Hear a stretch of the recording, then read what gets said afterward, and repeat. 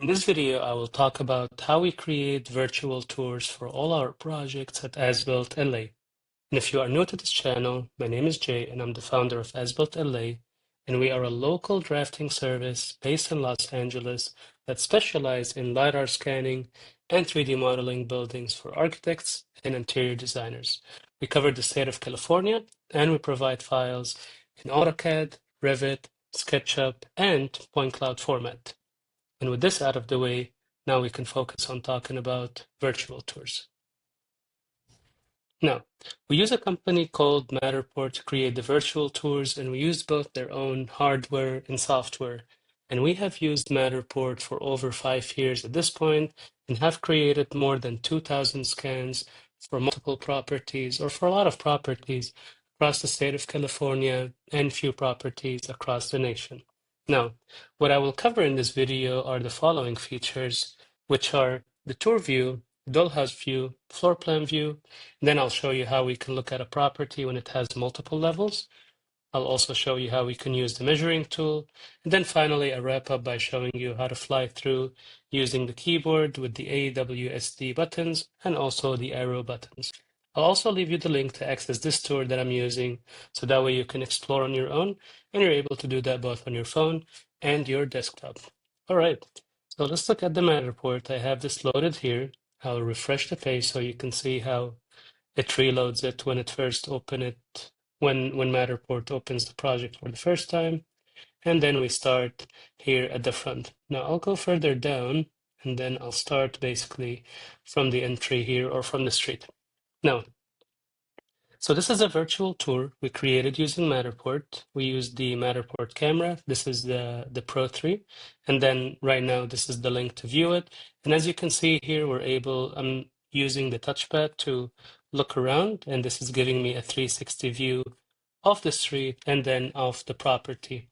Now, anywhere I point, let's say I want to click toward the garage. If I click there, then the app will basically take me to the next scan point. And then if I click inside the garage, you will see there's circles here, here, and here. That will be the next scan point. And this view right now is actually the tour view, where we are basically jumping from one 360 photo to the next one. So here's the next one.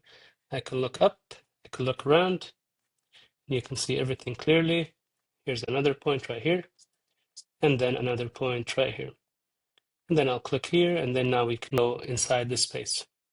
So additional circles. So all these circles, each circle you see is actually a scan point. So clicking here, and then right here, one of our team members, and then I'll click here, and then we can go up the stairs to the main level of the residence. All right, and this is pretty straightforward at this point. So back to the document. This is the tour view, which allows us to go from one 360 photo to the next 360 photo. Now, Matterport might have a different term for how we're navigating this, but anyway, this is what I'm calling it, and I'll check this to mark that we covered this feature.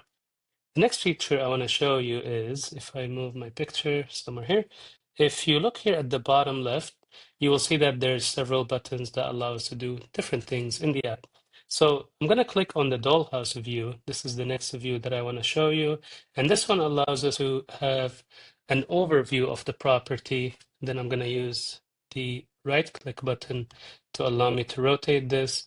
And this is allowing us to view everything from the outside. And then we can also zoom toward the inside and drag. And me personally, I love looking at reviewing the projects in the dollhouse view. I just like it better than looking through the 360 photos. The 360 photos are helpful to look at specific details, but this is much faster, for me at least, to navigate the project. All right, I'm gonna click X on that and then zoom out. So this is the dollhouse view. Again, this allows us to look at everything based on an overview called dollhouse view. So that's the second one, pretty straightforward. Then the next one I want to show you is the floor plan view. So the next button right here, the view floor plan, I'm going to click on it. So this will allow us to look at the structure based on the floor plan. Now, right now, I'm not seeing this clearly, so let's switch to the floor one. and that will allow me to see the outline of the first floor. Now, because we were able to scan a lot of the inside and the outside, and then the roof of the second floor is actually covering the first floor, but still this is pretty helpful. There are edits that allow me to clearly see what's happening under, but for now, I think this is good enough for me. So again, floor plan view right here. I'm able to look at it like this, and you can see that it's showing the each room, it labels it, and it shows basic outlines of each space. And then you can see it is labeling that this is hallway, bedroom. This is all generated within the app. We didn't edit it on our end, even though we're able to, but typically there's not really a need, especially for this project, because this is going to be a remodel project. So this is not going to go for a listing or for marketing purposes. So this is the first floor. Now, if I click again on the floor selector, I'm going to choose floor 2, and that will immediately isolate to looking at the second floor, and you can see the layout clearly. Now, while we're in the floor plan view, let's say I want to look at this bedroom, so I can click here and then click again, and then it will try to find a scan point within that space, and it will switch basically from looking on the floor plan view to looking to the tour view. So I'm able to jump back to the points right here, the next one, and again, of course, I can go downstairs right here. Now, if I switch to the dollhouse view, and you will see that it will switch the icon to this. So if I click that again, it will go back to the last point where we stopped basically. But otherwise, we can always jump between the three viewing modes: the tour view, the dollhouse view, and the floor plan view. By just clicking like anywhere within that space, it will allow us to jump back to that area. So from the dollhouse view, let's say I want to look at the backyard, I can click somewhere here, click again, or double click, I believe. That will find the nearest scan point. And now I'm able to stand from the back and look at this comfortably. All right, back to our checklist. So we talked about the floor plan view, and we covered technically the multi-levels. I showed you how we can transition either within the floor plan views to switch between floor 1, floor 2. If this building had more levels, we would have been able to also like jump from basement to the first floor, second floor, and then roof, assuming we had access. So that is that.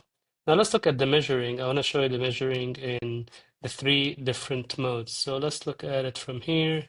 Let's say we want to measure this window over here. So I'll click on the measurements, and then we will get a plus sign right here. So click that, and then I can choose this corner right here of the window. This is pretty rough. This is not going to be perfectly accurate, and we don't rely on it for measurements. It's just sometimes it's helpful to quickly reference and study the project. It allows us to see that. So right here, it's showing me 6'1", but I will stand away. I think 6'1" is, or this window, I think is probably wrong.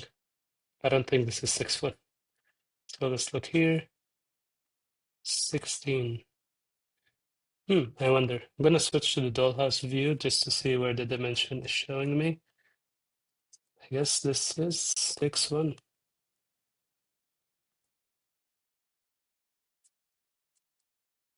I'm a little skeptical with this dimension, but yeah, no, it does look right. Looking at it from the inside, this is definitely 6'1" just because of that. I thought it looked smaller from the outside, so that's why I wasn't sure. All right, so where is the floor plan?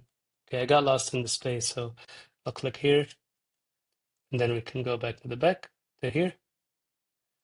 All right, so this looks good now. So yeah, this is 6'1". It just looks smaller for me from the outside. That's why I had to see it from the inside.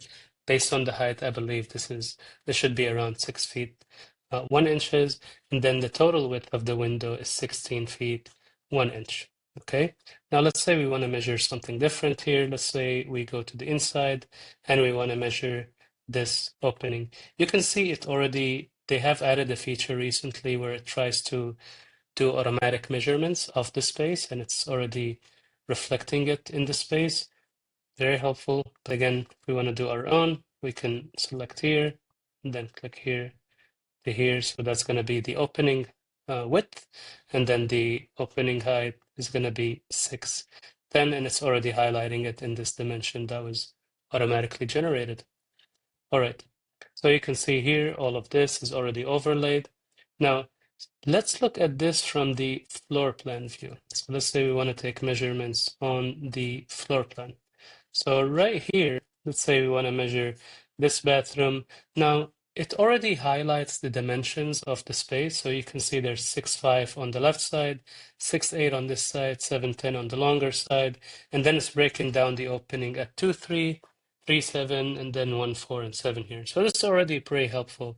And then the same for this space. Almost all the major dimensions nowadays are actually captured automatically or basically added and overlaid to the space in Matterport. You can see this pretty much here.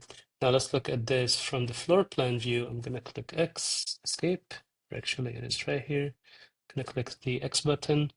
Let's switch to the second floor plan, to the second floor plan of this building, and then let's look at the measurements. I'm going to click that. So when I switch to the measurements, it will overlay all these dimensions for me, and it will show a rough square footage of the space along with like the longest distances available, and then it will measure it. Well, the last way I want to show you the measuring in Matterport is actually when we are in the Dollhouse view. Right now, it's only highlighting the second floor because I had that selected. So I'm going to switch to all, and now that shows me everything. But let's say I want to measure this fireplace right here, and I want to measure the shorter side right here. So even though we're in the Dollhouse view, we're still able to use the measurement. I'm going to click the plus sign, and I'm going to click somewhere here, and that is showing me 2'9". Now that didn't get captured perfectly, so let me try from the other side, right here, here.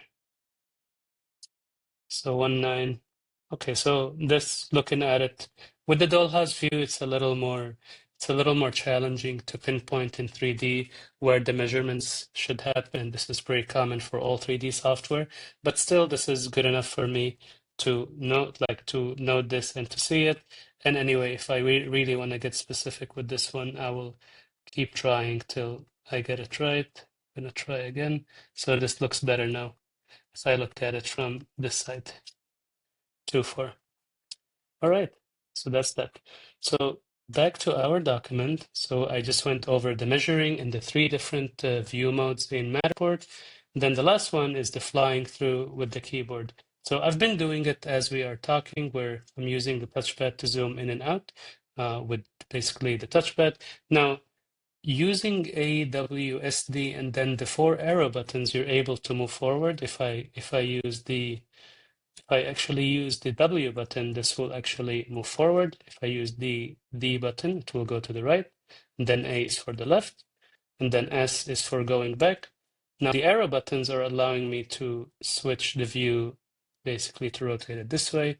If I click to the bottom, it's doing that. If I click the right arrow button, it's rotating around where I guess the cursor is. Let me move the cursor. I'm not sure where the center of rotation is right now. But anyway, you get the idea. I'll let you explore it on your own. It's pretty intuitive, it's pretty handy. But this is pretty much how we capture and create virtual tours for all our projects. It allows me to personally review the projects without going to site myself, and then share it with almost all our clients to get to view the project without going there physically. We're able to measure, we're able to look at it in a 3D view, in a floor plan view, take measurements, take photos, and then get a perfect overview of all the existing conditions in a visual way. So yeah, that was pretty much it. If you have any questions, leave them in the comments. You can email us as well. Otherwise, see you in the next video.